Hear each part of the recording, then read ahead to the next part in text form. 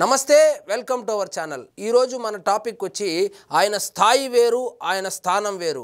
ఇప్పుడు ఎక్కడ చూసినా ఆంధ్ర రాష్ట్రాల్లోనే కాదు, దేశవ్యాప్తంగా ఎక్కడ చూసినా పవన్ కళ్యాణ్ పవన్ కళ్యాణ్ పవన్ కళ్యాణ్ పవన్ కళ్యాణ్ అనేటువంటి పేరు మారు మోగిపోతూ ఉంది. ఏంది మరి, ఆయన ఏమైనా ఆస్కార్ అవార్డు ఏమైనా తీసుకొని వచ్చాడా, గిన్నిస్ బుక్లో ఏమైనా ఎక్కాడా, లేకపోతే ఆయన ఏమైనా ప్రధానమంత్రి అయ్యాడా, ముఖ్యమంత్రి అయ్యాడంటే కానే కాదు. 5 సంవత్సరాలకు ముందు, ఇప్పుడు 5-6 సంవత్సరాలకు ముందు ఒక సినిమా స్టార్ట్ చేసి అది పక్కన పడిపోయి ఉంటే దాన్ని తీసుకొని వచ్చి రిలీజ్ చేశాడు. దాని పేరే హరిహర వీరమల్లు. అలాంటి సినిమా కోసము రాజకీయ పార్టీలే కక్షగట్టి ఎక్కడ చూసినా హరిహర వీరమల్లు హరిహర వీరమల్లు, ఔరంగజేబు, పవన్ కళ్యాణ్ పవన్ కళ్యాణ్ పవన్ కళ్యాణ్ ఇదే భజన చేస్తున్నారు. సో వాస్తవంగా ఇప్పటి వరకు ఇండస్ట్రీ రికార్డులు కొట్టినటువంటి బాహుబలి కావచ్చు, మరి ఈ మధ్యలో వచ్చినటువంటి పుష్ప కావచ్చు, పుష్పకు బాహుబలి సినిమాకు రానంత రివ్యూలు, అంటే ఎంతమంది పుష్పకు రివ్యూలు చెప్పారో నాకు తెలియదు కానీ, అదేవిధంగా ఎంతమంది బాహుబలికి రివ్యూలు ఇచ్చారో నాకు తెలియదు కానీ, ఆంధ్రప్రదేశ్లో కావచ్చు, తెలంగాణలో కావచ్చు, దేశవ్యాప్తంగా కావచ్చు, రివ్యూలు ఇచ్చే వాళ్ళని పక్కన పెడితే కొత్తగా రివ్యూ ఇవ్వడం నేర్చుకొని ప్రతి జీమెయిల్ అకౌంట్ ఉన్న వాళ్ళు, ప్రతి జియో ఫోన్ నెంబర్ ఉన్న వాళ్ళు ప్రతి ఒక్కరూ రివ్యూలు ఇచ్చేవాళ్ళే. సో దీని అంతటికి కారణము పవన్ కళ్యాణ్. సో పవన్ కళ్యాణ్ గారి స్థాయి వేరు, ఆయన స్థానం వేరు. మామూలుగా హీరోలకైతే రివ్యూలు ఎవరు ఇస్తారు?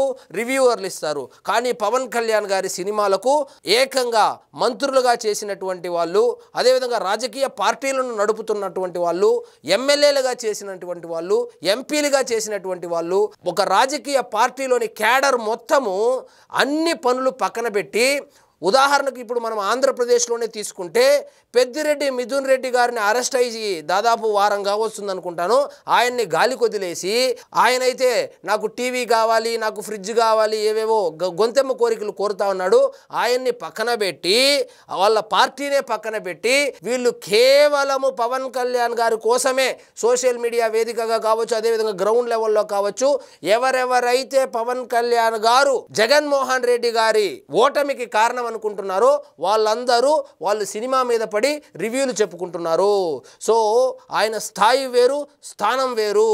సో అదేదో ఇప్పుడు కొత్తగా వచ్చింది అనుకుంటే పొరపాటే. ఎందుకంటే జగన్మోహన్ రెడ్డి గారి అధికారంలో ఉన్నప్పుడు పవన్ కళ్యాణ్ గారి సినిమా రిలీజ్ అయిందంటే కలెక్టర్లు, ఆర్డీఓలు, ఎంఆర్ఓలు టికెట్లు అమ్మేవాళ్ళు, సినిమా టికెట్లు అమ్మేవాళ్ళు.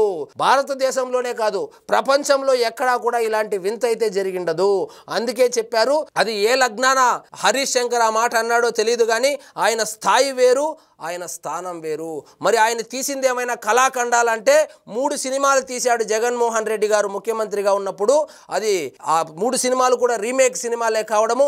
రీమేక్ సినిమాలకే కలెక్టర్ల దగ్గర, ఆర్డీఓల దగ్గర టికెట్లు అమ్మించి, దానికోసము క్యాబినెట్ మీటింగ్ పెట్టి జీవోలు పాస్ చేపించి, అదేవిధంగా పవన్ కళ్యాణ్ గారు బ్యానర్లు కట్టకుండా ప్లాస్టిక్నే బంద్ చేసేటువంటి పరిస్థితి వచ్చిందంటే ఇప్పుడు అర్థం చేసుకోండి, ఆయన స్థాయి వేరు, ఆయన స్థానం వేరు.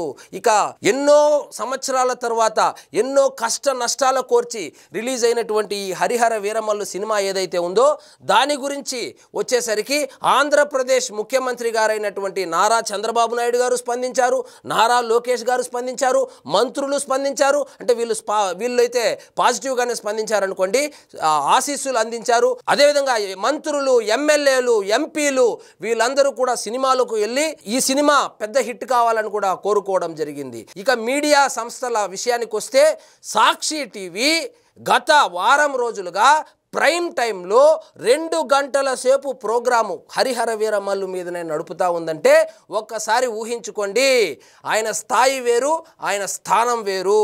సో ఏ హీరోకి కానీ ఈ విధంగా జరగదు. ఎలాగూ చిత్ర యూనిట్ అంతగా ఈ పబ్లిసిటీ చేయలేదు కాబట్టి వైఎస్ఆర్సీపీ వాళ్ళు దగ్గరుండి మరీ పబ్లిసిటీ చేపిస్తున్నారు. జగన్మోహన్ రెడ్డి గారు కోట్ల రూపాయలు ఖర్చు చేసి జీతాలు ఇచ్చి వాళ్ళను వైఎస్ఆర్సీపీ పార్టీకి పనికొచ్చే పని చేయమంటే వాళ్ళేం చేస్తున్నారు చేస్తున్నారంటే సాక్షి ఛానల్లో కానీ సాక్షి పేపర్లో కానీ వాళ్ళు ఏం చేస్తున్నారంటే హరిహర వీరమల్లుకు సంబంధించి ఆ సినిమా గురించి కానీ ఆ రివ్యూల గురించి కానీ కలెక్షన్ల గురించి కానీ చర్చించుకుంటున్నారు. ఇవన్నీ గమనిస్తే మనకేమర్థమవుతుంది, పవన్ కళ్యాణ్ గారి స్థాయి వేరు, ఆయన స్థానం వేరు. ఆయన సినిమా చేసినా సంచలనమే, సినిమా చేయకపోయినా సంచలనమే, రాజకీయాలు చేసినా సంచలనమే, ఏమి చేసినా సంచలనమే. ఇక వీళ్ళందరూ ఇంతగా బాధపడడానికి కారణం ఏమిరా అంటే ఒక వైఎస్ఆర్సీపీ పార్టీనే కాదు, ఒకవైపు బీఆర్ఎస్ వాళ్ళు నిన్నటికి నిన్న కేటీఆర్ గారు పక్కనే నిలబడుకొని ఉండగా ఒక బీఆర్ఎస్ పార్టీకి సంబంధించినటువంటి వ్యక్తి అంటాడు, ఆయన రేవంత్ రెడ్డి గారు ఏ విధంగా ఈయనకి ప్రీమియర్ షోలు పర్మిషన్లు ఇచ్చారు, సో భయపడి ఇచ్చాడా లేకపోతే ఏమన్నా ప్రేమతో ఇచ్చాడా, ఎందుకు పవన్ కళ్యాణ్ గారికి మాత్రమే ఇచ్చారు మిగిలిన హీరోలకు ఎందుకు ఇవ్వలేదని చెప్పి ఆయన కూడా ఏదో వేదిక మీద కూడా మాట్లాడడం జరిగింది. అదేవిధంగా బీఆర్ఎస్ కార్యకర్తలు ఎవరైతే ఉన్నారో సోషల్ మీడియా వేదికగా గత వారం రోజులుగా ఈ సినిమాకు సంబంధించి ట్రోలింగ్ చేస్తున్నారు. ఒక బీఆర్ఎస్ లేదా వైఎస్ఆర్సీపీనే కాదు, సనాతన ధర్మాన్ని వ్యతిరేకించే వాళ్ళు కావచ్చు, అదేవిధంగా జగన్మోహన్ రెడ్డి గారిని అభిమానించే వాళ్ళు కావచ్చు, జగన్మోహన్ రెడ్డి గారి ఉద్యోగం పోవడానికి కారణము పవన్ కళ్యాణ్ గారే అనేటువంటి ఒక ఆలోచన ఉన్న వాళ్ళు కావచ్చును, అదేవిధంగా పవన్ కళ్యాణ్ గారు తెలుగుదేశం పార్టీతో పొత్తులో ఉన్నారనేటువంటి అక్కసుతో కావచ్చు, తెలుగుదేశం పార్టీకి సంబంధించినటువంటి కొంతమంది కార్యకర్తలు సోషల్ మీడియాలో కూడా ట్రోలింగ్ చేస్తున్నారు. వాళ్ళు ఎందుకు చేస్తున్నారంటే వాళ్ళ హీరో సినిమా రిలీజ్ అయినప్పుడు పవన్ కళ్యాణ్ గారి అభిమానులు ఏదో ట్రోలింగ్ చేశారని, దానికి ప్రతీకార చర్యగా ఇప్పుడు మేము ట్రోల్ చేస్తామనేటువంటి ఉద్దేశంతో ట్రోల్ చేయడమే కాకుండా నెగిటివ్ రివ్యూలు ఇవ్వడము, అదేవిధంగా కామెంట్స్ పెట్టడము, ఆ సినిమాను ఆర్థికంగా దెబ్బ కొట్టడానికి శతవిధాలా ప్రయత్నించారు. సో ఈ సినిమా రివ్యూలన్నీ చూసేసాము, సినిమాలు కూడా చాలామంది చూసేశారు. కానీ ఇప్పుడు ఫైనల్గా తెలియాల్సింది ఏమంటే ఆయన్ని దెబ్బ కొట్టాలంటే వీళ్ళు రాంగ్ చాయిస్ ఎత్తుక్కున్నారు. ఆయన్ని నిజంగా దెబ్బ కొట్టాలంటే రాజకీయాల్లో మాత్రమే దెబ్బ కొట్టాలి.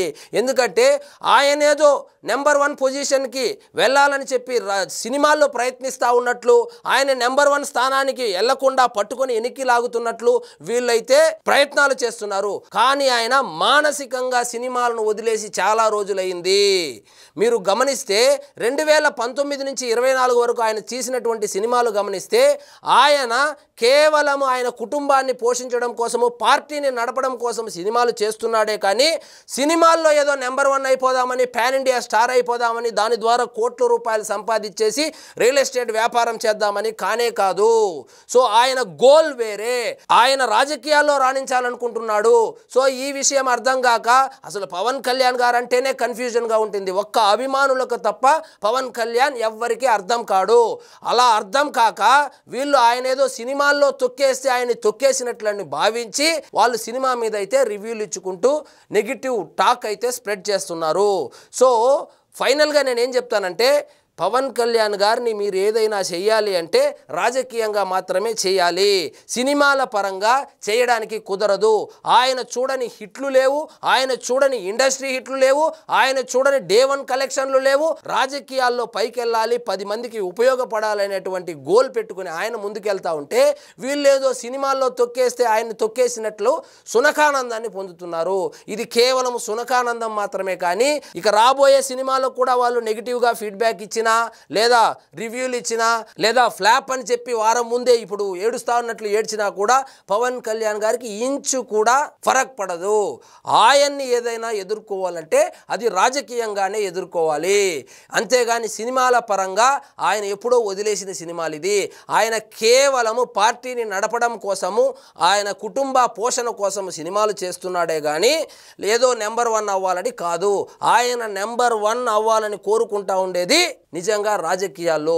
ఒకవేళ రాజకీయంగా ఆయన్ని దెబ్బ కొట్టగలిగితే నిజంగా దెబ్బ కొట్టినట్లయితే, కానీ ఈ సినిమాల పరంగానో లేదా ఆయనకి ఎలాగో వ్యాపారాలు లేవు కాబట్టి ఒక సినిమా పరంగా దెబ్బ కొట్టాలనుకుంటే ఈ నెగిటివ్ రివ్యూలు కావచ్చు, బ్యాడ్ ప్రాపగండా అయితే చేస్తున్నారు. ఇక వీకెండ్ రానే వచ్చింది. ఆయనైతే హరిహర వీరమల్లు సినిమాను గురించి మర్చిపోయి ఆయన క్యాబినెట్ మీటింగ్లో కూడా పాల్గొనడం జరిగింది. తర్వాత సక్సెస్ మీట్ కూడా చేసేసారు. ఇంకా ఆయనైతే పట్టించుకోరు. వీళ్ళు ఎంత ట్రై చేసినా మీ సమయం వృధానే, కానీ ఆయనకైతే వచ్చినటువంటి నష్టము కానీ కష్టము కానీ లేనే లేదు. సో ఇదండి ఈరోజు మన టాపిక్. మీకు ఈ వీడియో నచ్చినట్లయితే లైక్ చేయండి, షేర్ చేయండి, ఛానల్ మాత్రం సబ్స్క్రైబ్ చేసుకోవడం మర్చిపోవద్దు.